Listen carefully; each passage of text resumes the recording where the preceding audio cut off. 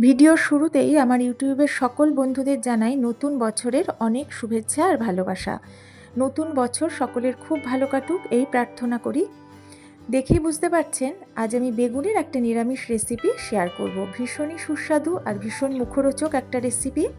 যে কোনো স্পেশাল দিনে নিরামিষ পদ হিসাবে এটা কিন্তু আপনারা অবশ্যই রাখতে পারেন।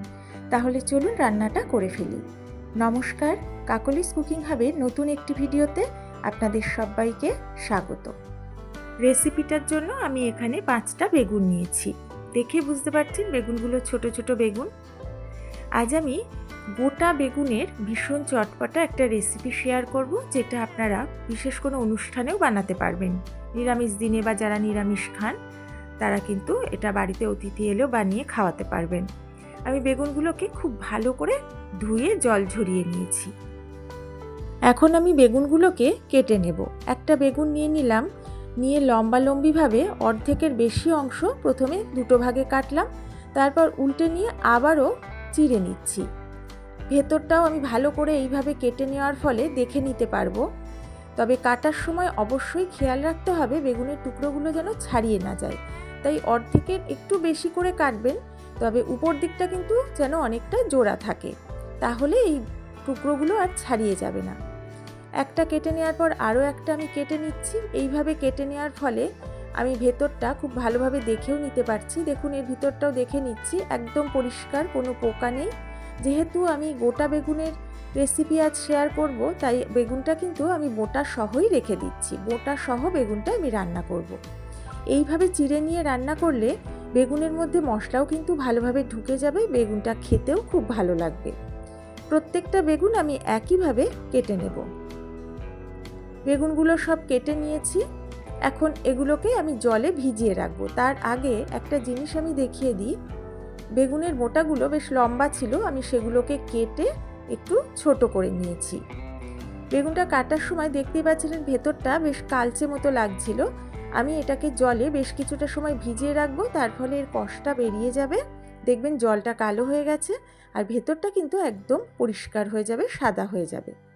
এবার গ্যাস ওভেনে একটা কড়া বসিয়ে দিয়েছি। কড়াতে আমি দিয়ে দিলাম 2 টেবিল চামচ মতো সর্ষের তেল। তেলটা গরম হতে শুরু করেছে। আমি এর মধ্যে এখন দিয়ে দিলাম খুব অল্প করে একটু লবণ, আর আমি দিয়ে দিচ্ছি খুব সামান্য একটু চিনি। 1/4 চা চামচেরও কম চিনি আমি কিন্তু এখানে অ্যাড করলাম। এবার নাড়িয়ে চাড়িয়ে তেলের সাথে এগুলো মিশিয়ে নিচ্ছি। লবণটা গলেই গেছে। তেলটা বেশ ভালোভাবে গরম হয়ে গেছে। গ্যাসের ফ্লেমটা লো করে দিয়েছি। এই বেগুনগুলো অনেকক্ষণ জলে ভিজিয়ে রেখেছিলাম, দেখুন ভেতরটা সাদা হয়ে গেছে। জল থেকে তুলে খুব ভালো করে জলটা ঝরিয়ে নিয়েছি, তারপর গাটা মুছে নিয়েছি। বেগুনের গায়ে বা ভেতরে জল থাকলে এই তেলে দেওয়ার সময় কিন্তু খুব ছিটকাতে থাকে, তাই এইভাবে যদি একটু মুছে নিয়ে জলটা ভালো করে ঝরিয়ে নিয়ে করেন তাহলে কিন্তু তেল ছিটকানোর ভয়টা আর থাকবে না। এবারে আমি বেগুনগুলোকে তেলের মধ্যে প্রথমে একটু উল্টে পাল্টে তেলটা গায়ে মাখিয়ে নিচ্ছি। আমি এখন 2টো বেগুন রেখে দিয়েছি আর 3টে বেগুন ভাজছি। এগুলো নাড়িয়ে চাড়িয়ে মিশিয়ে নিলাম। এবার লো ফ্লেমে ঢাকা দিয়ে আমি কিছুক্ষণ বেগুনগুলোকে ভেজে নেব। বেশ কিছুটা সময় আমি ঢাকা দিয়ে লো ফ্লেমে বেগুনগুলো ভেজে নিলাম। প্রায় 3-4 মিনিট মতো ভেজেছি। মাঝে দুবার আমি উল্টেও দিয়েছি। দেখুন দুটো সাইড ঠিক একই রকমভাবেই ভাজা হয়েছে, কালারটাও চেঞ্জ হয়ে গেছে। এগুলোকে আর ভাজবো না, তেলটা ঝরিয়ে আমি তুলে নিচ্ছি। 20 থেকে 30% মতো বেগুনগুলো কিন্তু এখানে ভেজে নেব। অতিরিক্ত ভেজে ফেললে পরে রান্না করতে গিয়ে এগুলো কিন্তু একদম গলে যাবে। সবগুলো তুলে নিলাম। এবার ওই তেলের মধ্যেই বাকি যে 2টো বেগুন ছিল সেগুলো দিয়ে দিলাম। এগুলো আমি এখন উল্টে পাল্টে তেলের সাথে মিশিয়ে নিচ্ছি।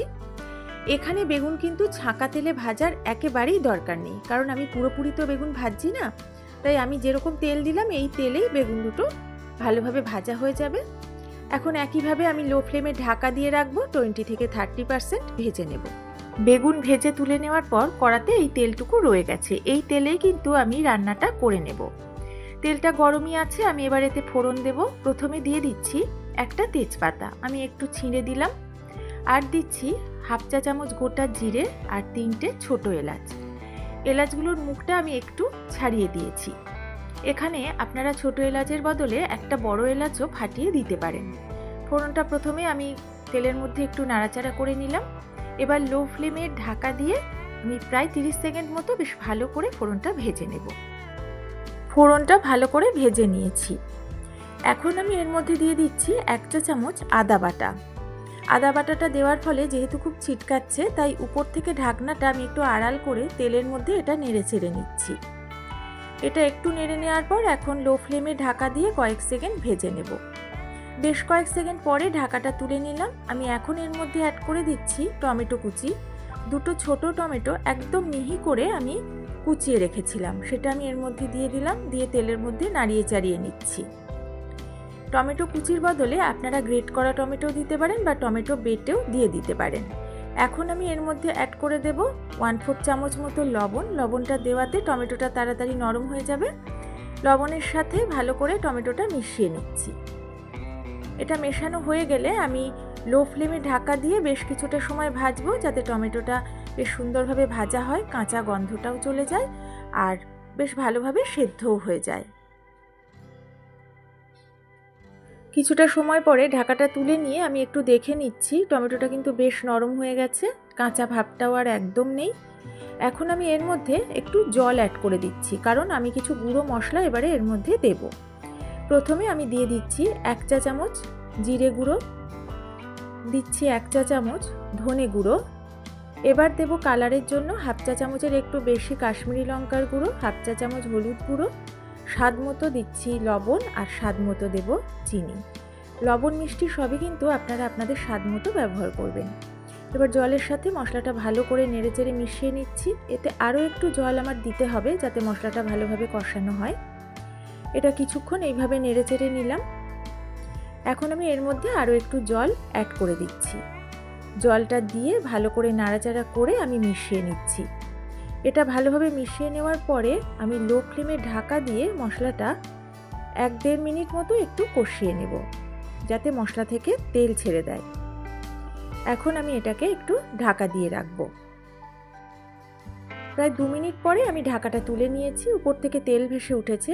এখন আমি এর মধ্যে দিয়ে দিচ্ছি 1/2 চামচ গরম মশলার গুঁড়ো, আর আমি এখানে দিয়ে দেব 1.5 চা চামচ পরিমাণ চীনাবাদামের গুঁড়ো। এইটা দিলে কিন্তু রান্নার স্বাদটা খুব ভালো হবে। এখন এই সব কিছু ভালো করে নেড়ে চেড়ে আমি মিশিয়ে নিয়ে কিছুক্ষণ কষিয়ে নেব।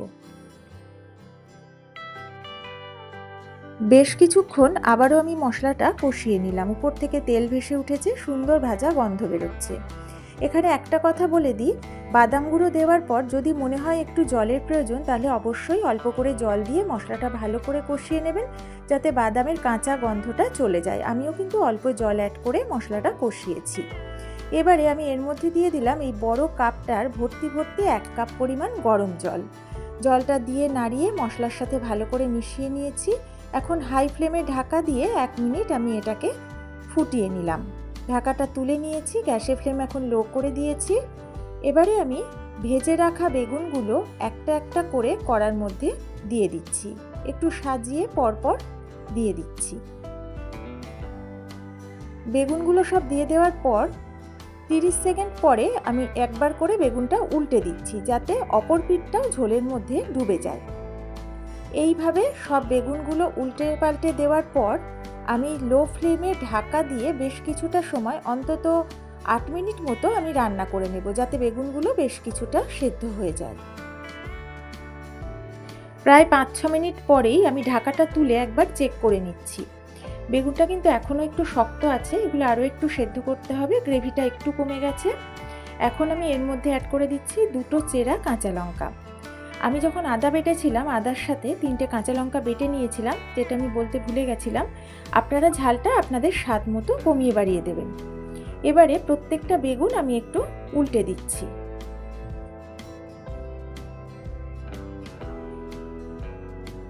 এবার এখানে আমি নিয়ে নিয়েছি 1/2 কাপ মতো নারকেলের দুধ। এটা ঘন নারকেলের দুধ। এই নারকেলের দুধটা আমি এখন রান্নার মধ্যে দিয়ে দিলাম। এটা দেওয়ার পর আমি বেগুনগুলো আবারও একটু উল্টে পাল্টে ঝোলের সাথে মিশিয়ে দেব, যাতে এই দুধটাও ঝোলের মধ্যে ভালো করে মিশে যায়। যেহেতু এটা নিরামিষভাবে রান্না করছি এবং একটু স্পেশালভাবেই করছি, তাই এই দুধটা আমি শেষে অ্যাড করেছি। অসাধারণ স্বাদ হয় এই দুধটা দেওয়ার জন্য। আপনারা পেঁয়াজ দিয়ে রান্না করলেও এই নারকেলের দুধটা শেষে দিতে পারেন, খেতে খুব ভালো লাগবে। সবগুলো আমি এইভাবে একটু উল্টে পাল্টে দিলাম। এখন লো ফ্লেমে ঢাকা দিয়ে আবারও আমি বেশ কিছুটা সময় রান্না করব, যাতে বেগুনটা পুরোপুরি সেদ্ধ হয়ে যায়। আবারও প্রায় 6 মিনিট পরে ঢাকাটা আমি তুলে নিলাম। বেগুনটা খুব সুন্দরভাবে মজে গেছে, দেখেই বোঝা যাচ্ছে। আর গ্রেভিটা এখন একদম ঠিকঠাক আছে, এরকম গ্রেভি রাখবো। লবণ মিষ্টি সবই চেক করে নিয়েছি। নারকেলের দুধটা দেওয়ার পর যখন ফুটে উঠলো তখনই কিন্তু লবণ মিষ্টিটা চেক করে নেবেন। এখন আমি একটু নেড়ে চেড়ে এটা মিশিয়ে দিলাম, আর বেগুনটাও আমি একটু দেখে নেব যে কতটা সেদ্ধ হয়েছে। একদম সুন্দরভাবে বেগুনটা কিন্তু সেদ্ধ হয়ে গেছে। রান্নাটা আমার কমপ্লিট। গ্যাসের ফ্লেমটা আমি এবার অফ করে দিলাম। এতে শেষে কিন্তু আর কোনো কিছুই অ্যাড করা হবে না। এবার আমি একটু ঢাকা দিয়ে রাখবো। মিনিট খানেক স্ট্যান্ডিং টাইমে রাখার পরে আমি গরম গরম নিরামিষ মশলা বেগুন সার্ভ করে দিচ্ছি। যে কোনো স্পেশাল দিনে পোলাও, ফ্রাইড রাইস, সাদা ভাতের সাথে এটা খেতে পারবেন, অসাধারণ লাগে। এছাড়া রুটি পরোটার সাথেও কিন্তু ভীষণ ভালো লাগবে। যদি আমার এই রেসিপিটা ভালো লাগে অবশ্যই আমার ভিডিওতে একটা লাইক করবেন, পারলে একটু শেয়ার করবেন। নতুন বন্ধুরা আমার পাশে থাকবেন। আর এই রেসিপি ভালো লাগলে অবশ্যই বাড়িতে গোটা বেগুন এইভাবে বানিয়ে খেয়ে আমাকে জানাবেন কেমন লেগেছে। তাহলে আজকের মতো বিদায় নিচ্ছি। নতুন বছর সবার খুব ভালো কাটুক এই প্রার্থনা করি। সবাই ভালো থাকবেন, সুস্থ থাকবেন।